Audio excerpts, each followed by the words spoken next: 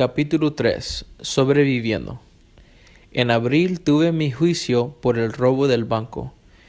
Me hubieran podido sentenciar de 6 a 20 años, pero porque no tenía delitos mayores anteriores como adulto, el juez me rebajó la sentencia.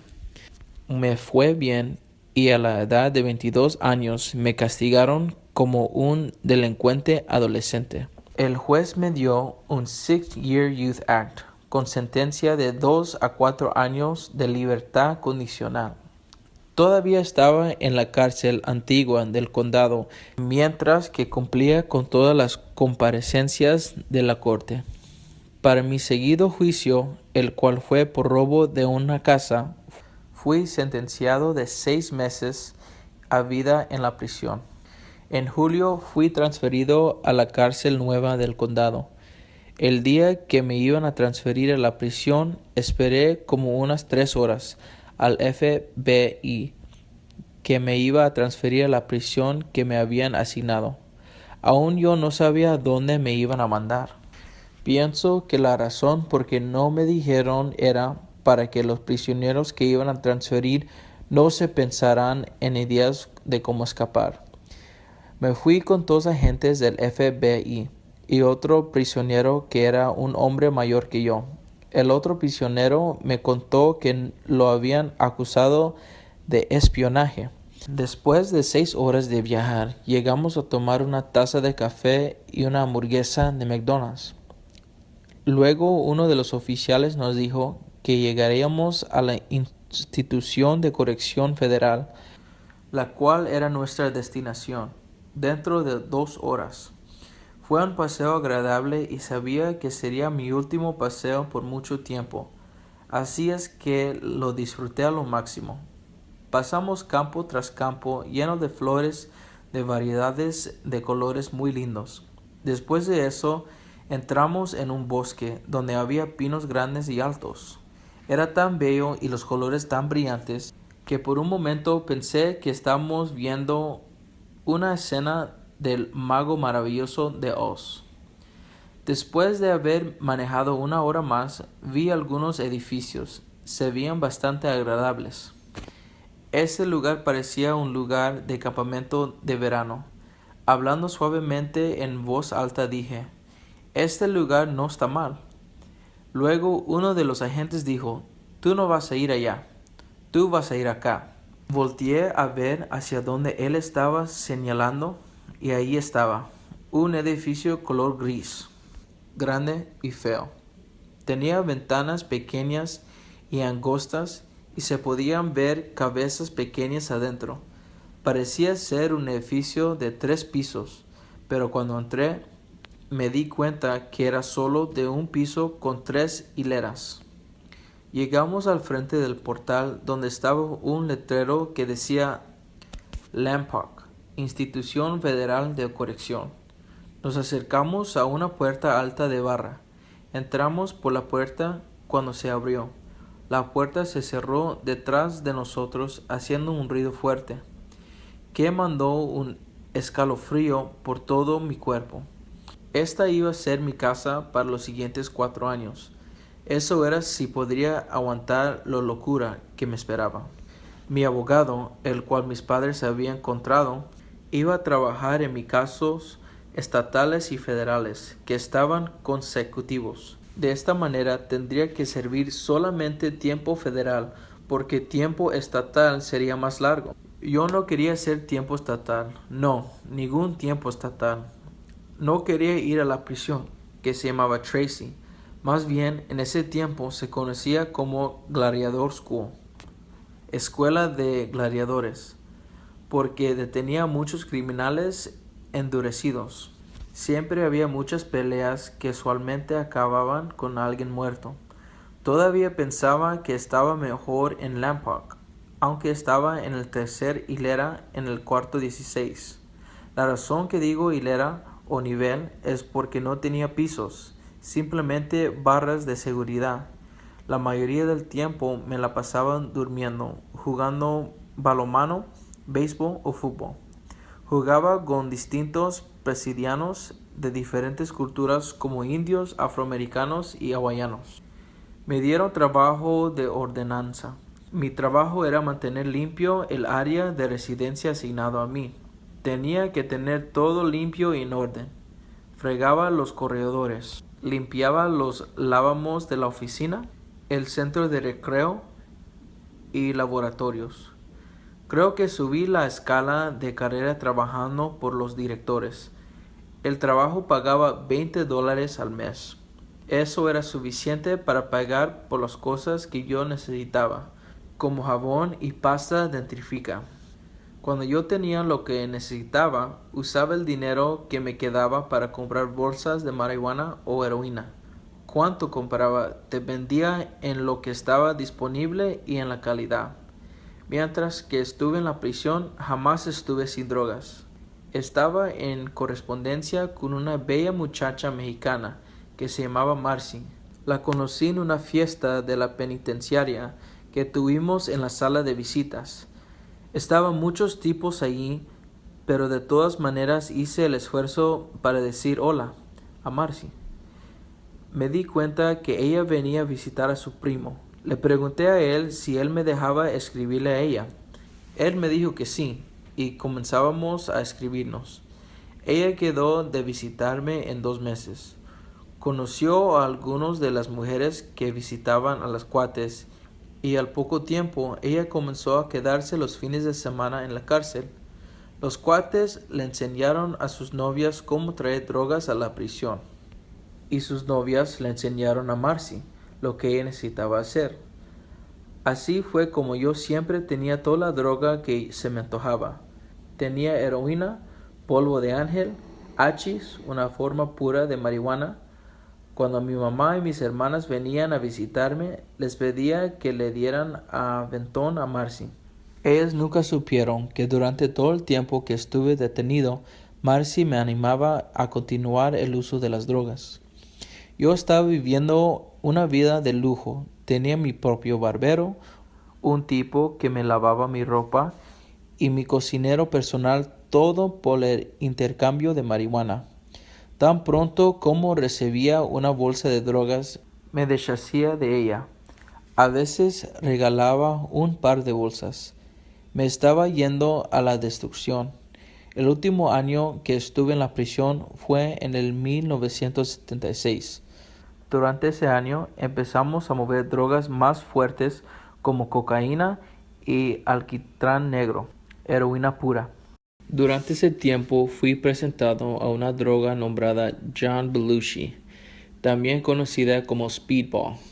No les puedo decir exactamente cómo me sentía cuando usaba esa droga llamada Speed. Me sentía como que tenía poder para hacer cualquier cosa. Me hacía sentir bien. La segunda vez que la probé, sentí un poder maligno a través de mi cuerpo. Realmente me asustó tanto, así que jamás lo volví a hacer. En mi trabajo estaba una secretaria que se llamaba Jessica. Siempre era muy simpática conmigo. Creo que hasta de más. Tenía conocimiento de cómo son las mujeres y esta era de las que son muy francas y no andan con rodeos. Ella iba a la sala de visita cuando Marcy estaba ahí. Marcy se enojaba porque yo veía a Jessica en el trabajo todo el día y luego venía a verme en mis días de visita estorbando mi tiempo con Marcy. Eso no era todo. Ella me escribía cartas que eran entregadas a través de Mail Call, un sistema dentro de la prisión. Un día en el trabajo, Jessica me dijo que quería salir fuera del recinto de la prisión y obtener un pase para que yo pudiera ir a levantar provisiones de aseo. Sugirió que podríamos comer al aire libre en esa cumbre que se veía de la ventana de nuestra oficina. No le di mucha atención, pero ella seguía haciendo comentarios, coqueteando conmigo. Las cosas comenzaban a calentarse entre nosotros. No sabía si Jessica solamente quería ser una buena amiga o algo más, lo cual nos hubiera presentado un problema muy grande, ya que era contra las reglas que un empleado tuviera relación social con un prisionero. Era obvio que yo le gustaba y que me quería ayudar. Yo creo que le importaba y quería que yo dejara la droga. Jessica me pidió que le hiciera un gran favor y que me cambiara a la unidad E. Para vivir en la unidad E, uno tenía que participar en el programa de prevención de las drogas. Ella creía que ese programa me ayudaría. Pensé que esto era una buena idea, porque anteriormente me habían encontrado una jeringa en mi acacillero. Recibí 2 días de aislamiento por ese delito. También ya casi era tiempo de mi audiencia ante de la mesa de libertad condicional, donde repasarían mi caso y mi conducta durante mi estancia en la prisión. Mi única duda era que la unidad E tenía cubículos abiertos sin puertas de metal. Era la unidad que tenía más prisioneros e, irónicamente, había más drogas. Cuando uno está detenido, uno tiene que pertenecer a un grupo o a una pandilla para sobrevivir. Antes de ir a Lompoc, estuve en un cárcel de seguridad máxima llamada Wayside Maximum Facility. Mientras que estuve allí, les pedí a un par de tipos que me iniciaran a la pandilla, pero esto fue muy difícil de hacer porque iba a causar una conmoción grande. En una iniciación, los miembros de la pandilla golpean al que quería ser miembro. En lugar de hacer eso, decidieron elegirme a su membriesa por un tiempo de prueba hasta que saliera de la prisión y regresara a casa. Las pandillas y las drogas siempre van juntas. Comencé a mover más marihuana y más heroína y eso hizo mi vida mejor mientras que estuve viviendo allí. Jessica constantemente me tenía pensando en moverme a la unidad E. Eso lo causó a Marcy alterarse cada vez más. Finalmente decidí mudarme a la unidad E. Fue otro verano caliente en el 1977. Ese era el tiempo de la estación cuando las desórdenes de las unidades ocurrían porque los prisioneros estaban pensando en sus familias. Pensaban que quizás otro hombre andaba con su vieja, su novia. Nos mantuvieron en nuestras celdas por una semana. Mientras tanto, en Unidad E estamos teniendo problemas con un tipo que era del medio oeste de los Estados Unidos. Su nombre era Martín Flores. Me pidió que le diera drogas en crédito. Lo pensé por 2 días porque realmente no lo conocía muy bien. Me insistía que tenía buen crédito. Él prometió que me pagaría más tarde. Él quería un poco de marihuana. Entonces me decidí darle algunas drogas a crédito. Me recordé que iban a presentar una película en viernes. Entonces le dije que me pagara lo que me debía antes de que él fuera a ver la película.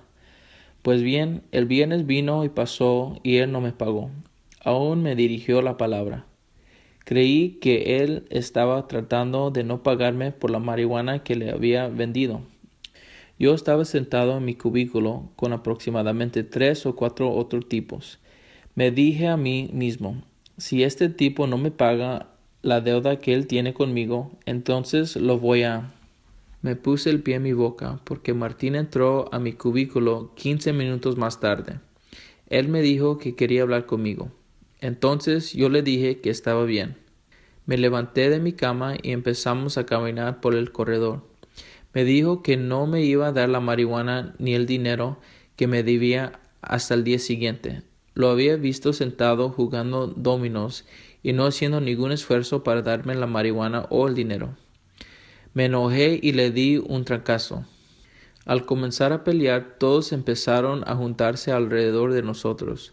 Cuando estábamos tirando de golpes, alguien gritó, «¡La policía viene!». Todo el grupo se dispersó. Al parar de pelear, él me tiró un golpe fuerte en el mandíbulo. Casi me caí. Siguió dándome golpes. Tan pronto como eso ocurrió, mis 2 socios entraron a pleito y comenzaron a pegarle. Ya les había dicho a mis cuates que no se metieran en el pleito, que yo me encargaría. Pero de todos modos se decidieron meterse. ¿Por qué? No sé. Supongo que estaban tratando de protegerme.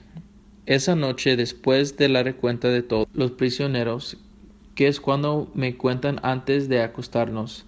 Pensé en lo que había sucedido.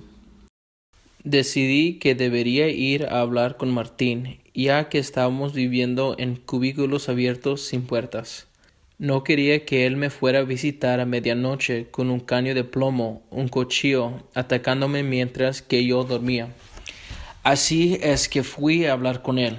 Cuando me acerqué a él, él se asustó y pensó que lo iba a golpear.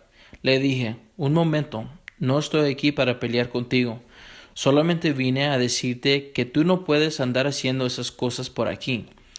Yo ya tengo aquí 2 años y tú solo tienes 6 meses. Tú me dijiste que me ibas a hacer algo y no lo hiciste. Le expliqué que yo tenía que pagarle a los otros tipos el viernes y que como él no me había pagado como me había dicho, yo estaba atrapado en medio. Le dije que yo quería olvidar todo y aplastar este incidente, darnos la mano y que el día siguiente nos arreglaríamos. Él dijo, está bien. Entonces nos dimos la mano y me fui. Luego otro tipo vino y me dijo, ¿puede ser que necesites esto? Me dio un tipo de cuchillo hecho a mano, que se usa para apuñalar a cortar a personas. Era un buen cuchillo, hecho de un cuchillo de mantequilla. No pensé que lo iba a necesitar, pero de todos modos lo acepté. El tipo dijo, hombre, ten mucho cuidado, estamos contigo. Era el fin de semana, así es que podía jugar billares. Era la 1 de la mañana y estaba tan cansado que ya no podía mantenerme despierto. Decidí irme a mi cubículo. Me estuve sentado en mi cama por media hora, preguntándome, ¿qué si este tipo me ataca? ¿Qué si algo pasa? Así es que me tomé mi cuchillo y lo puse bajo de mi almohada. Luego até un cordón de una silla y al otro lado del cubículo. Así, si alguien venía, se daban con el cordón y se tropezarían, haciendo mucho ruido y me despertarían. Luego tendría suficiente tiempo para sacar el cuchillo y metérselo. Me volví a acostar, pero no podía dormir. Me puse a pensar, ¿qué tal si le doy una puñalada a este tipo? Tendría que matarlo o él me mataría. No quería matar a nadie. Entonces recé, Dios mío, voy a dejar esto en tus manos. Después de que recé, puse el cuchillo bajo de mi colchón y quité el cordón. No estaba dormido por más de una media hora cuando oí un tronido. Miré hacia arriba y vi una sombra de pie sobre mí. Era un hombre con un caño de metal y parecía que tenía puesta una cachucha de ingeniero de tren, la misma clase de cachucha que usaba Martín. Todo se volvió en blanco después de que él me asaltó. Sentí como si alguien había puesto una luz brillante en mis ojos. Después de eso me desmayé. Aproximadamente 10 minutos más tarde, cuando recuperé el conocimiento, me senté en mi cama y tenía un zumbido en mis oídos. No lo sabía entonces, pero la audición en uno de mis oídos estaría permanentemente dañado para el resto de mi vida. Me vi que estaba empapado en sangre por todo mi cuerpo. Me levanté y comencé a caminar para el cuarto del baño para limpiarme la sangre. Cuando caminaba al cuarto del baño, todos los prisioneros que iban pasándome comenzaron a llamar a la policía de la prisión y a los médicos, alertándoles que estaba herido. Me llevaron a un doctor y un oficial. Cuando iba caminando, vi a Martín con sus 2 camaradas. Iba a echármele encima ahí mismo, pero eso lo hubiera identificado como la persona que me había hecho esto. Entonces solamente le di una mirada fuerte y continué caminando. Pasé una semana en la enfermería con algodón en mi nariz. Tenía una nariz fracturada y una cortada arriba de mi oreja. No podía oír y tenía 2 ojos morados. Mis antebrazos también estaban magullados. Probablemente levanté mis brazos para protegerme de la paliza brutal que él me dio. No recuerdo si alcé mis brazos. Creo que Dios me dio el instinto para levantar mis brazos y mantenerlos ahí aunque estaba inconsciente. Ahora sé que fue simplemente otro ejemplo de que Dios me estaba protegiendo cuando debería de haber muerto. Sin embargo, estaba en malas condiciones debido a la paliza severa que había recibido. Al día siguiente en la enfermería, un trabajador de ordenanza me hizo una visita y me dijo: «Oye, algo está sucediendo en el patio». Yo le dije: «Si algo pasa, déjame saber». Se puso de acuerdo y se fue.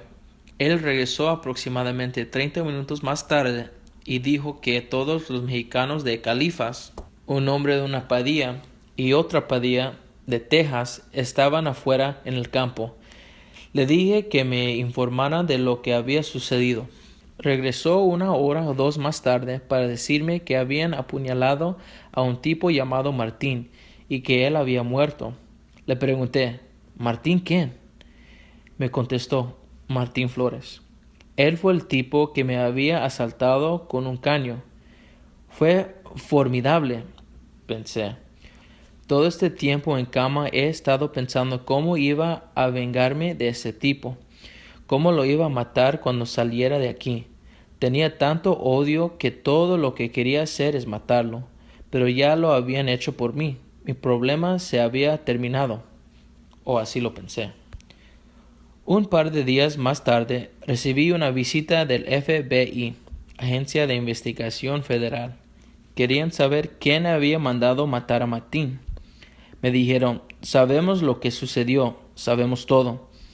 Así es que vale más que nos digas todo. Te metiste en un pleito y le estabas vendiendo drogas a este tipo Martín Flores. También sabemos que él fue el que te asaltó con un caño de metal mientras que tú dormías». Siguieron hablando. «Lo que queremos saber es, ¿a quién mandaste a matar a Martín?». Yo estaba bajo la influencia del medicamento de dolor, así es que tenía miedo decirles algo. Temía que la medicación de dolor me estaba nublando mi mente e iba a decir algo que aún me metería en más problemas. Si me echaban la culpa de esta muerte, jamás saldría de aquí. Les dije que yo pedía mis derechos de Miranda, el derecho de no hablar sin un abogado presente, y que no tenía nada que decir sin un abogado presente. Con eso recogieron sus cosas y se salieron del cuarto. Después de 2 semanas en el hospital, me pusieron en custodia protectiva, en una celda solito para mi propia protección. Terminé quedándome allí por 9 meses. 6 o 7 de mis otros amigos estaban también en el mismo castigo que yo. Más tarde, me enteré que el ordenanza que me había estado dando los informes de lo que estaba pasando en el patio fue el que le informó todo al FBI. Después de que había recuperado y me dejaron ir del hospital, me llevaron a mi celda privada al lado de mis camaradas. Cuando llegué me dijeron lo que había pasado. Dijeron que los tipos de Texas estaban en el patio y mis amigos fueron a decirles: «Si se meten con Sleepy», este era mi apodo en ese tiempo, «se meten con nosotros». Yo creo que lo que sucedió fue que Martín fue a enfrentarse con uno de los 2 tipos que se había metido en la primera pelea conmigo. Su nombre era Ricardo. Uno de los tipos sacó un cuchillo que él tenía en su chaqueta. Él le dio 2 puñaladas a Martín bajo del brazo. Entonces todos sacaron sus cuchillos. Los otros tipos gritaron: «¡No más!». Así es que un grupo salió corriendo para un lado y el otro grupo corrió para el otro. Alguien se quedó con Martín hasta que la policía de la prisión y la ambulancia llegó. No supe si interrogaron al tipo que se quedó con Martín porque yo estaba en el hospital recibiendo tratamiento por mis heridas. Después de esa situación, entré en un estado de choque. Los prisioneros tuvieron una pelea de comida mientras estaban aislados. Ellos comían lo que querían y tiraban lo demás contra la pared. No entendía eso. Querían que yo también tirara la comida contra la pared, pero yo no quise hacer eso. No les hice caso y me comí mi helado, queso, hamburguesa y bebida. Dormí muy bien esa noche. Llegó el momento que yo ya no podía relacionarme con los tipos que venían a platicar conmigo a mi celda. No podía creer que no más porque lo vendí $20 de drogas a ese tipo, terminó muerto. No se trataba de dinero, tenía que ver con principios personales. Desde que fui golpeado dormido, tengo que dormir con la puerta de mi recámara asegurada con llave. Aún todavía tengo pesadillas acerca de lo que me pasó. Esto ocurrió en 1974.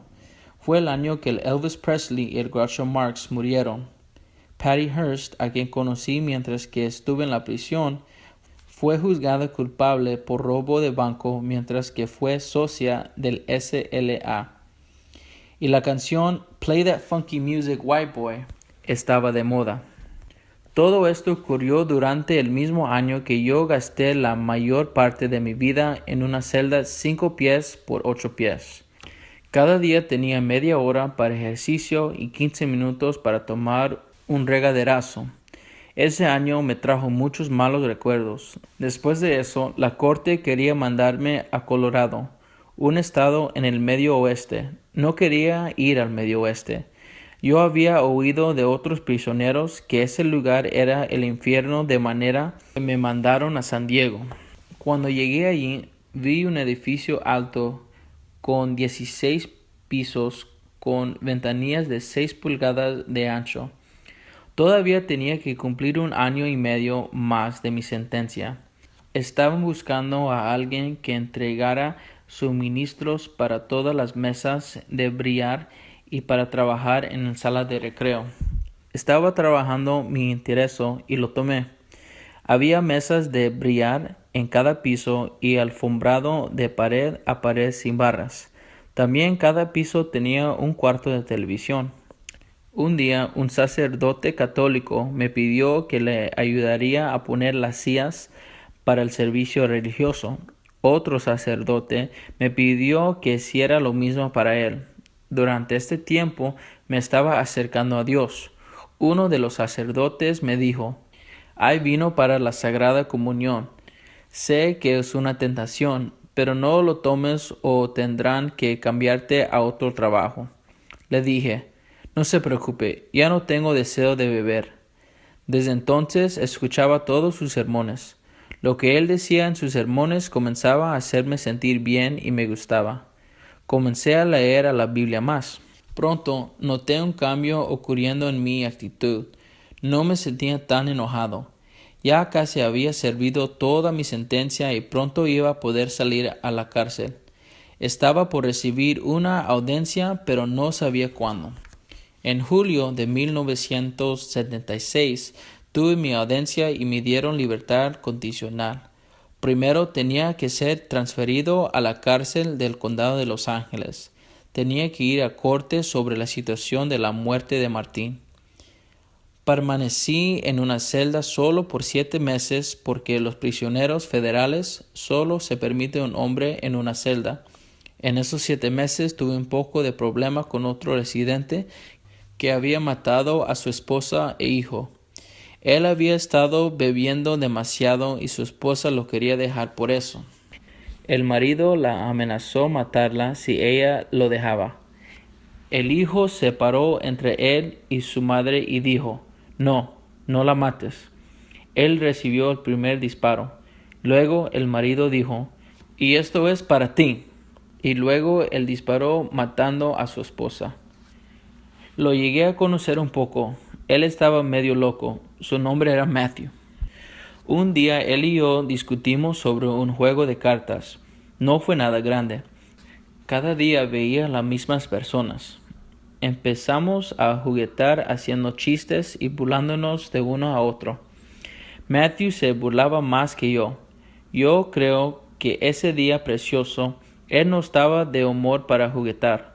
Tenía mis manos metidas entre las primeras barras, recostándome sobre el balcón. De repente él empezó a golpearme. Me caí de espaldas para no caerme del balcón. Luego me puse de pie y comenzamos a pelear. Dejamos de pelear porque no estábamos poniendo en fila para el desayuno.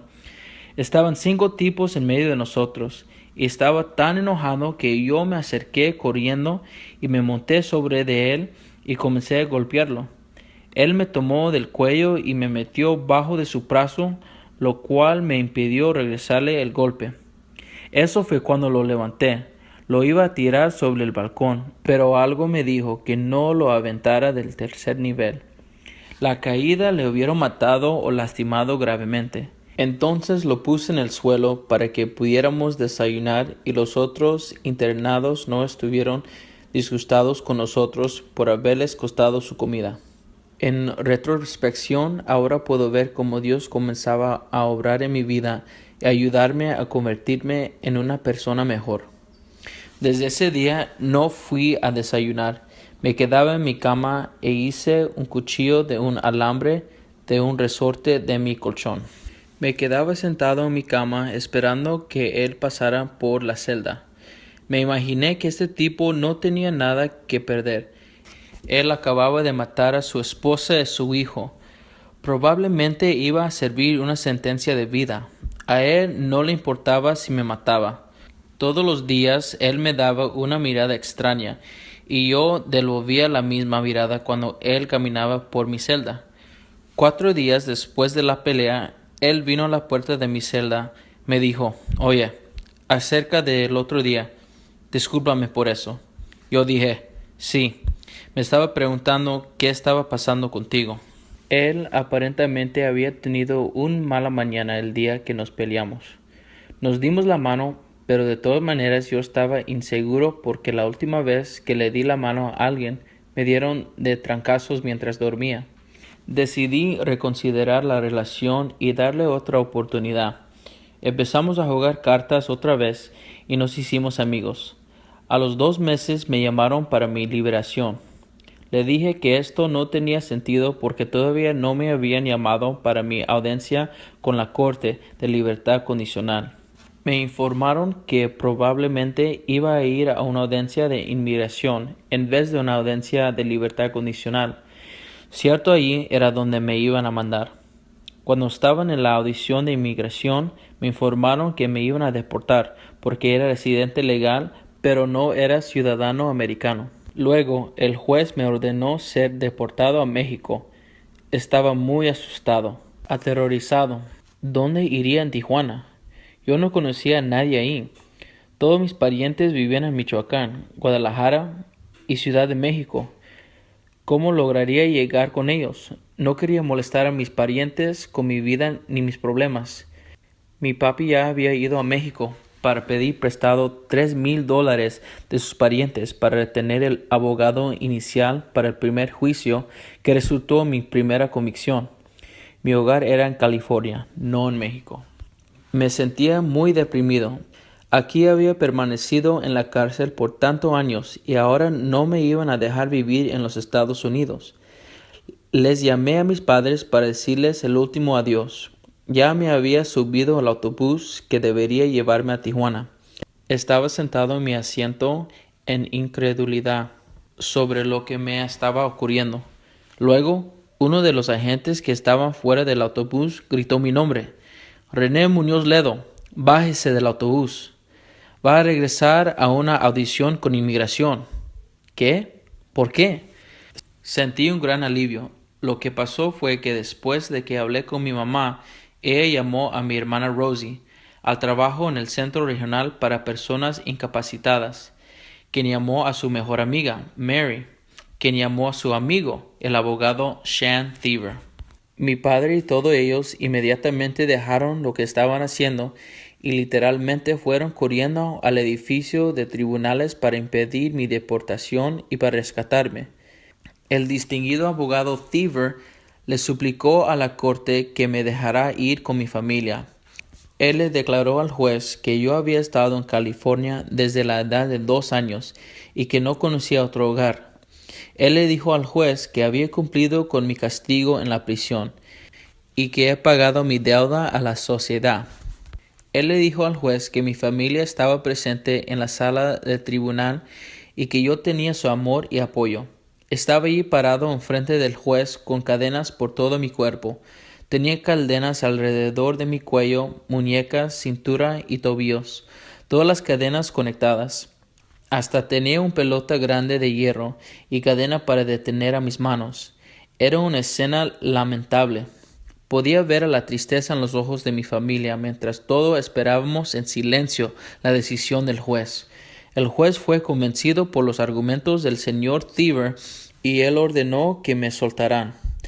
Donde quiera que está ahora Shane Thiever, Dios le bendiga y le doy las gracias. Varios años más tarde, el señor Thiever le dijo a mi hermana Rosie que ese caso fue milagroso. Él le dijo a ella que en su experticia eran casos civiles y que él no tenía experiencia anterior con las cosas criminales, pero que él quería ayudarnos y hizo lo mejor que pudo. Me tomó otro día para que la inmigración me soltara. Al día siguiente me llevaron al primer piso en mi ropa de prisionero, viéndome andrajoso. Toda mi familia estaba en la salida del edificio esperándome, mi mami, mi papi, mis hermanas y sobrinos. Estaban muy felices de verme y yo de verlos a ellos. Después nos fuimos a cenar al barrio chino. Esa fue la primera vez que había salido en 4 años, desde que yo me puse el desorden en mi vida. Le doy gracias a Dios por ayudarme a sobrevivir la prisión. Y sé que fue por Dios que sobreviví sin matar a alguien o sin que me mataran. Yo sé que Dios existe y ahora empezaba a tener más fe.